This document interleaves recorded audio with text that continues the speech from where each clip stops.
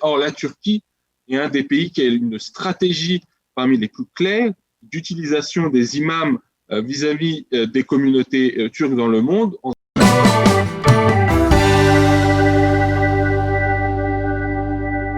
Daniel, bonjour, Boker Tov. Bonjour Bokero. Merci d'être avec nous ce matin. Nous vous avons sollicité en raison, bien entendu, des déclarations intempestives du président turc, on va dire, de ces derniers jours. On va revenir avec vous sur deux déclarations principales. Il y a celle qui a été faite hier par Tayyip Erdogan en direction d'Emmanuel Macron, une attaque, on va dire, pas tellement en règle du président turc en direction du président français. On va revenir sur cette déclaration, mais ce qui nous concerne un petit peu plus, et qui remonte à quelques jours, il y a à peine quelques jours, c'est la déclaration de Tayyip Erdogan du 1er octobre sur Jérusalem. Jérusalem est notre ville, a dit le président turc. Alors je voudrais que même on puisse se replacer sur un plan historique, parce que je crois qu'il parlait essentiellement de l'histoire de l'Empire ottoman. Qu'est-ce que cela veut dire quand il parle de cela, Tayyip Erdogan ?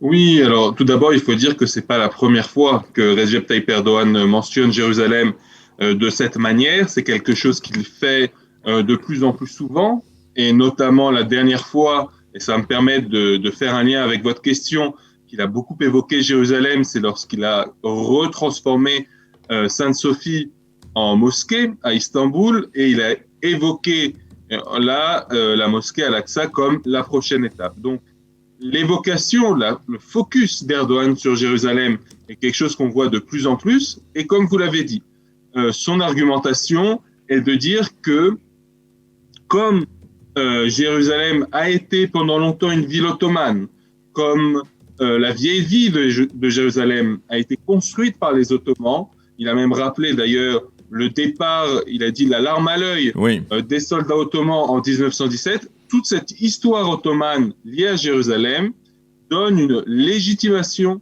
une légitimité particulière à la Turquie en ce qui concerne cette ville, et c'est ça qu'il a voulu dire en disant cette ville est nôtre, cette ville vient de nous. L'histoire, d'un point de vue du président turc, donne une légitimité à la Turquie, un rôle particulier vis-à-vis de Jérusalem. Alors c'est intéressant de le savoir parce que je voudrais vous poser la question, est-ce qu'à l'époque justement de l'Empire turc, de l'Empire ottoman, jusqu'en 1917, donc est-ce qu'à l'époque Jérusalem était aussi dominante dans le monde de l'islam qu'elle l'est aujourd'hui, on va dire ? Alors ça, c'est un grand débat historique sur l'importance de Jérusalem. En effet, les voix se diffèrent en fonction de qui vous posez la question.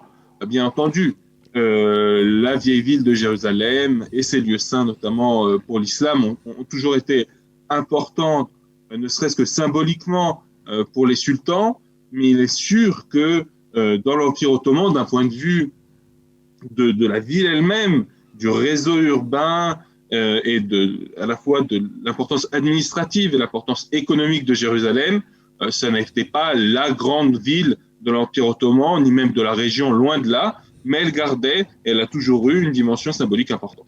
Alors, vous parlez de la vieille ville. Lorsque Tayyip Erdogan dit Jérusalem est notre ville, ce n'est pas un secret. Il a des vues, il a des intérêts, en particulier sur ce qui se passe dans la vieille ville et sur ce qui se passe sur le mont du Temple. Et est-ce qu'aujourd'hui, Tayyip Erdogan veut accentuer la présence turque sur le mont du Temple ? Oui, vous avez raison. Je pense que autant ce genre de déclarations qu'on va voir encore régulièrement de la part du président Erdogan ne sont pas particulièrement inquiétantes. Il faut un peu laisser couler pendant que le président turc fait sa petite fixette sur Jérusalem. Il y a une chose plus inquiétante, et c'est ce que vous mentionnez, c'est l'investissement d'un certain nombre d'institutions liées au gouvernement turc sur le mont du Temple, mais aussi de manière plus générale dans la population musulmane de la ville. C'est des institutions qui entretiennent ou financent des associations, qui rénovent des monuments en mettant une petite plaque la Turquie a payé pour la rénovation de ce monument. Donc il y a en effet une guerre d'influence autour de l'Est de Jérusalem et du mont du Temple en particulier, qui est à la fois assez inquiétante d'un point de vue israélien, mais il y a aussi un effet rééquilibrage. Cette tentative de la Turquie d'entrer à Jérusalem permet aussi un rapprochement sur place entre Israéliens et Jordaniens, par exemple. Oui, c'est-à-dire, je voudrais que vous nous expliquiez, peut-être il y a une sorte de bras de fer entre, d'un côté, on va dire, les plus radicaux, c'est-à-dire la Turquie et le Hamas, d'un côté, et on va dire les plus modérés, si on peut s'exprimer ainsi, avec la Jordanie, peut-être même derrière cela, l'Arabie Saoudite et son rapprochement avec Israël et les pays du Golfe, et on va dire peut-être même l'autorité palestinienne qui serait à couteau tiré, donc sur le contrôle du mont du Temple. Alors, c'est un combat ou un affrontement, une compétition, appelez ça comme vous voulez, qui dépasse la simple question de Jérusalem ou même la question de la cause palestinienne. Il y a vraiment dans le Moyen-Orient sunnite un affrontement, comme vous le décriviez, entre des régimes en place dans un certain nombre de pays qui sont plus conservateurs, qui sont les défenseurs du statu quo, et un axe un peu vague, pas toujours très bien mis en place, d'acteurs qui défendent un islam politique qui veut s'imposer en lieu et place de ces régimes conservateurs. Et il y a en effet les frères musulmans et donc le Hamas, il y a la Turquie. Abou Mazen et l'autorité palestinienne sont un peu entre les deux, oui. Parce qu'en effet, il reste opposé au Hamas, mais il est bien content d'avoir un pays comme la Turquie derrière lui. Donc là, il y a des affrontements qui sont au-delà de seulement la question de Jérusalem, qui se retrouvent eux aussi concentrés à Jérusalem. Alors, venons-en aux déclarations d'Erdogan sur le président Macron, sur un ton, il faut bien l'avouer, assez méprisant, comme cela, c'est-à-dire très peu diplomatique. Bon, on sait que ce n'est pas le roi de la diplomatie, Tayyip Erdogan, mais là, il a poussé le bouchon peut-être un peu trop loin. Comment vous expliquez cette véhémence de sa part en direction on va dire, d'une puissance comme la France ? Oui, alors là aussi, on n'est pas dans une grande nouveauté. Le ton véhément, en gros, ce qu'a dit Erdogan à Macron, c'est mais qui tais-toi et en gros pour qui tu te prends. Oui. Et en le tutoyant, oui. Ce qui est un peu moins grave en turc qu'en français, mais qui est quand même pas très respectueux comme vous l'avez dit. Et c'est pas la première fois qu'il le fait. C'est pas la première fois que Erdogan le fait vis-à-vis d'Emmanuel Macron, avec lequel il aime bien être un peu condescendant. Alors pourquoi cette fois-ci, comme vous le savez, le président Emmanuel Macron a fait un discours la semaine dernière sur le séparatisme, dans lequel il a parlé de l'islam radical, de l'islamisme politique, et il s'est permis un certain nombre de phrases qui ont été moins bien acceptées dans le monde musulman, plus générales sur l'islam en entier, notamment en disant que l'islam était en crise, et c'est visiblement cette phrase qui a particulièrement agacé Erdogan. Hier, il y avait une opportunité plutôt bonne pour Erdogan puisque c'était l'ouverture de la semaine des mosquées et du personnel religieux. Donc, quand il fait ce discours vis-à-vis de Macron, il le fait en face d'imams. C'est parfait, ça correspond à une opportunité géniale pour lui. Il saisit donc cette perche un peu tendue par la maladresse de Macron et ses déclarations sur l'islam. Et pourquoi il le fait ? Pour deux raisons, je dirais. Un, essayer à ce que nous avons dit sur Jérusalem, Erdogan veut se positionner dans le monde sunnite comme un des leaders du monde musulman et un des protecteurs des droits des musulmans. Il considère que Macron attaque les droits des musulmans en faisant ça. Donc là, il considère qu'il est dans son rôle.